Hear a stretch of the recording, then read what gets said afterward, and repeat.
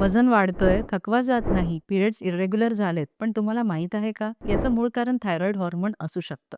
नमस्कार, मी डॉक्टर प्राची पिट्टलवार मेडा, गायनेकोलॉजिस्ट व infertility specialist, जरपुरा gate, Chandrapur येथून. आणि आज आपण बोलणार आहोत थायरॉईड डिसऑर्डर या विषयाबद्दल. आणि हे थायरॉईड वुमेन आणि मेन या दोघांच्या फर्टिलिटीवर काय परिणाम करू शकतं हे समजून घेऊया. तर थायरॉईड काय आहे? ही छोटीशी ग्रंथी आहे जी आपल्या मानेमध्ये आहे आणि ही आपल्या मेटाबॉलिझमला, आपल्या एनर्जी लेव्हल्सला, वेटला, मूडला, मेन्स्ट्रुअल सायकलला, ओव्ह्युलेशन आणि मेल्समध्ये स्पर्म प्रोडक्शन या सगळ्यांवर याचा खूप मोठा प्रभाव आहे. सगळ्यात मोस्ट कॉमन जे आपल्याला कळतं ते म्हणजे हायपोथायरॉइडिझम. हायपोथायरॉइडिझम म्हणजे काय? तर थायरॉईड हार्मोन हा कमी तयार होतो. वुमेनमध्ये हायपोथायरॉइडिझम झाल्यामुळे जो जी-एन-आर-एच हॉर्मोन असतो, जो आपल्या हायपोथॅलॅमसमधनं सिक्रीट होतो, त्याचं प्रोडक्शन कमी होतं आणि एफ-एस-एच, एल-एच त्यामुळे डिस्टर्ब होतात, ज्याच्यामुळे ओव्ह्युलेशन इर्रेग्युलर होतं किंवा होत नाही आणि पिरियड्स इर्रेग्युलर होऊ शकतात किंवा हेवी मेन्स्ट्रुअल ब्लीडिंग होऊ शकतं आणि प्रेग्नन्सी डिले होऊ शकते. त्याशिवाय प्रेग्नन्सी राहिली तर मिसकॅरेजचं रिस्क पण वाढतं.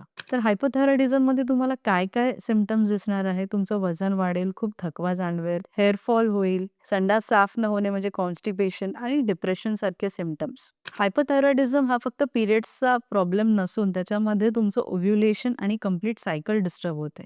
आता हायपरथायरॉइडिझम म्हणजे काय? तर हायपरथायरॉइडिझममध्ये थायरॉईड हार्मोन हा जास्ती प्रमाणात तयार होत आहे. तर हायपरथायरॉइडिझममध्ये हा जो हार्मोन जास्ती प्रमाणात तयार होत आहे, तो जास्ती सेन्सिटिव्हिटी वाढवतो जी-एन-आर-एचची, ज्याच्यामुळे एल-एच लेव्हल खूप वाढतात आणि त्याच्यामुळे ओव्ह्युलेशन डिफेक्टिव्ह होऊ शकतं. ल्युटियल फेजवर जो आपल्या प्रेग्नन्सीला सपोर्ट करतो, त्यामध्ये प्रॉब्लेम होऊ शकतो आणि पिरियड्स कमी म्हणजे स्कॅन्टी होऊ शकतात आणि कन्सेप्शन डिफिकल्ट होतं. तर हायपरमध्ये काय-काय प्रॉब्लेम होतो? खूप जास्ती वेट लॉस, खूप जास्ती अँक्झायटी होणे, धडधडल्या, पाल्पिटेशन्स सारखं वाटणे, खूप जास्ती घाम येणे, झोपमध्ये प्रॉब्लेम होणे.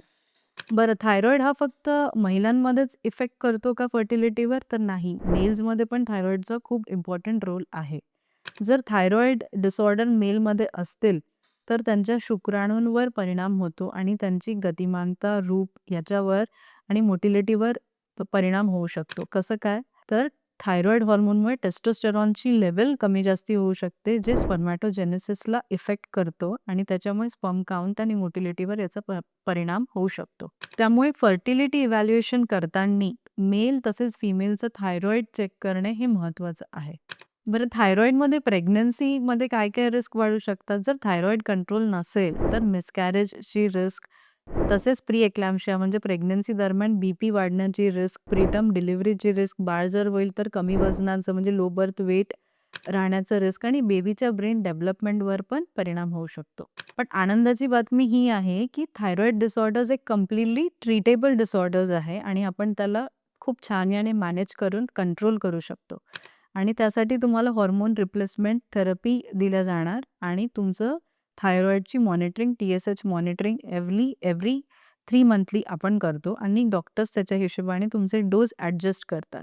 पुष्कळ सारे पेशंट थायरॉईड मेडिसिन स्वतःहून बंद करून देतात, काही त्रास नाहीये म्हणून किंवा डोस स्वतःहून चेंज करतात. तसं करू नका. याचा तुमच्या फर्टिलिटीवर खूप परिणाम होऊ शकतो. तर तुम्ही थायरॉईड टेस्ट कधी करायला पाहिजे? जर तुम्हाला व्यंध्यत्वाचा सामना करावा लागत आहे किंवा रिकरंट मिसकॅरेजेस होत आहे, पिरियड्स इर्रेग्युलर आहे किंवा वेटमध्ये खूप अनएक्सपेक्टेड चेंजेस होत आहे.